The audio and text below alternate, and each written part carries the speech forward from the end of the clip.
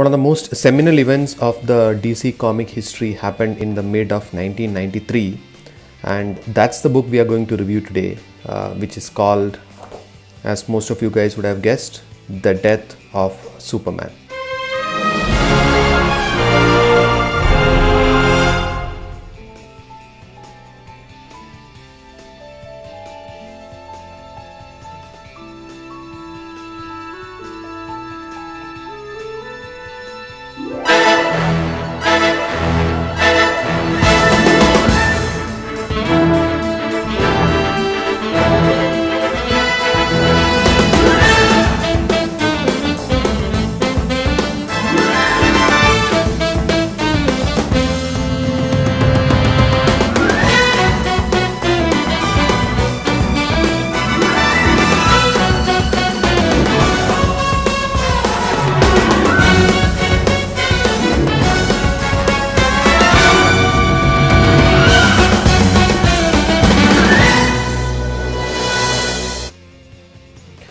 So I don't have any single issue from The Death of Superman. Obviously, the issue was printed in millions, and it also got sold in millions because many collectors bought it thinking that it's going to be a comic that will keep going up in value.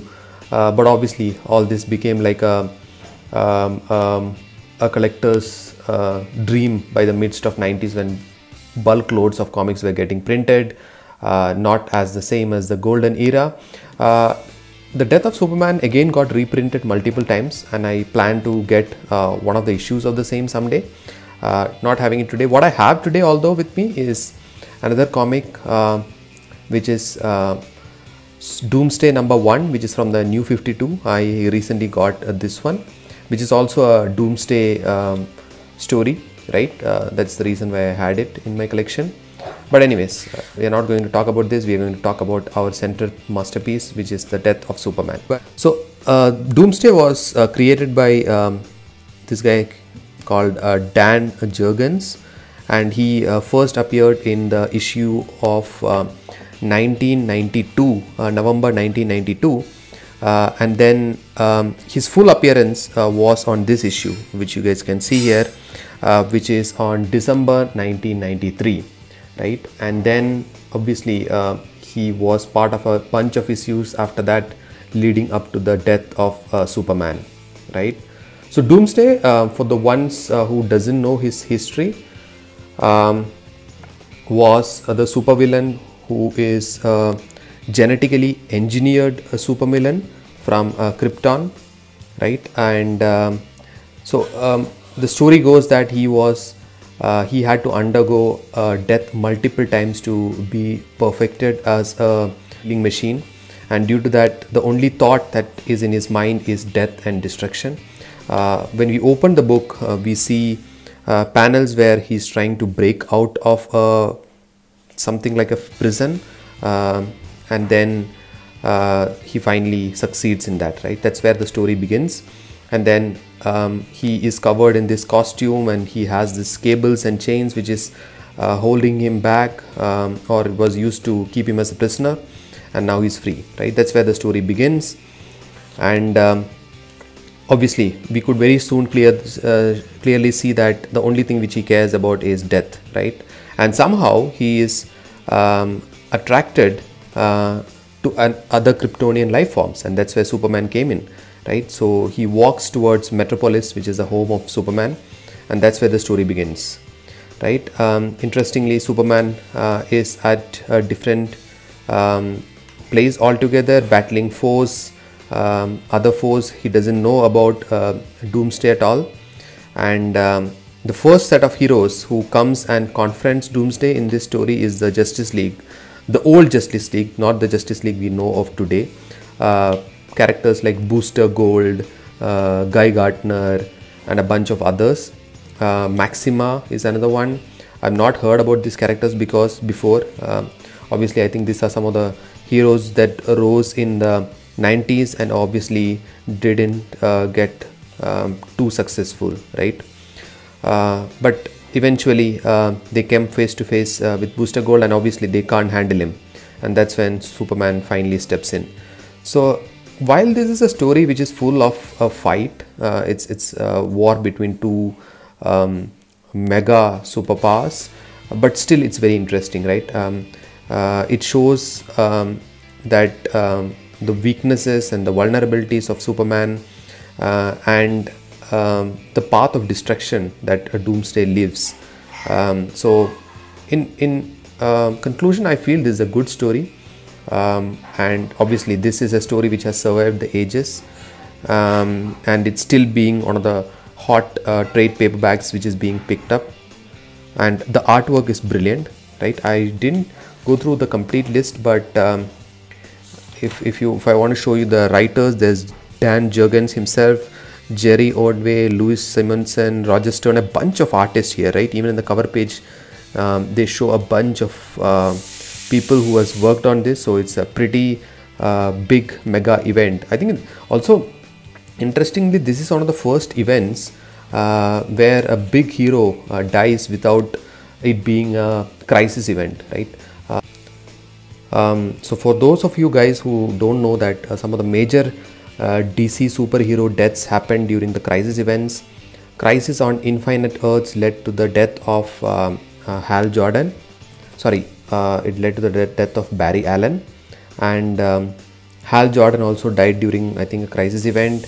Batman dies in Final Crisis, right? A bunch of them. Now this is one event which is a standalone, I think, death event where Superman dies at the hands of Doomsday, and this was pretty big in the 90s, 93 to be exact.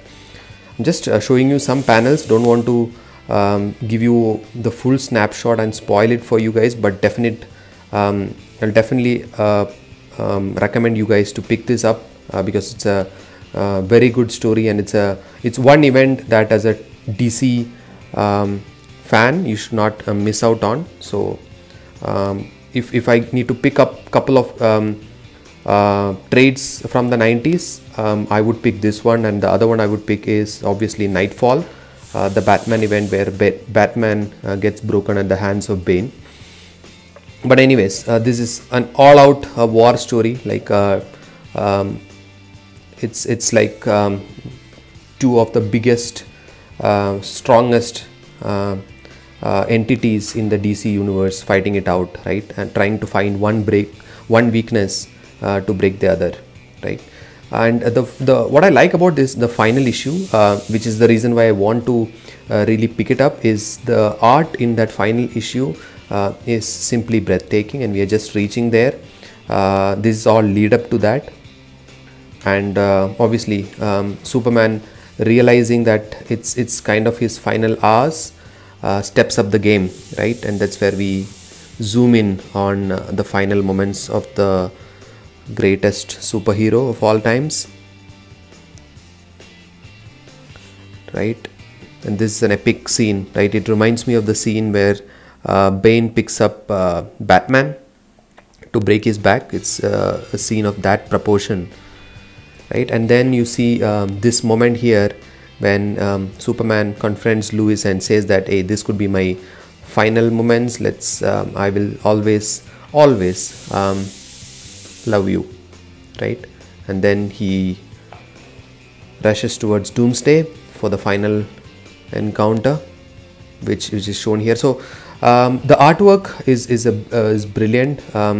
It has some of the most, like I said, in the early seminal moments in comic book history, and I will definitely want you guys to go and pick this up and enjoy the artwork as well as the story that is shown here. And that's the reason why I'm giving you up close and personal with this fight scenes, right?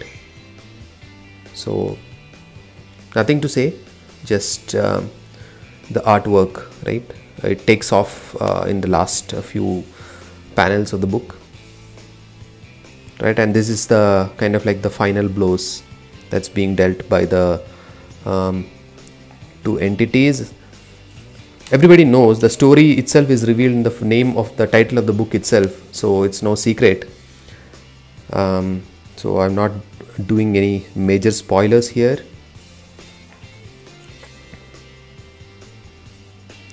but just letting you enjoy the artwork. That's all. So that's Clark Kent's parents. That's the Justice League. I've not heard of this heroes before, so not very aware of those guys. So, and that is the final splash page where you can see Superman as well as Doomsday finished off, right, at each other's hands.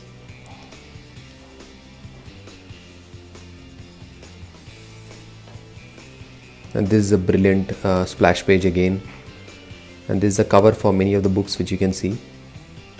So that's where I will leave you guys. I hope you really enjoyed this small review. If you did, please do watch out for more. I have a lot of stuff to show you guys. Please do subscribe, and until next time, Godspeed.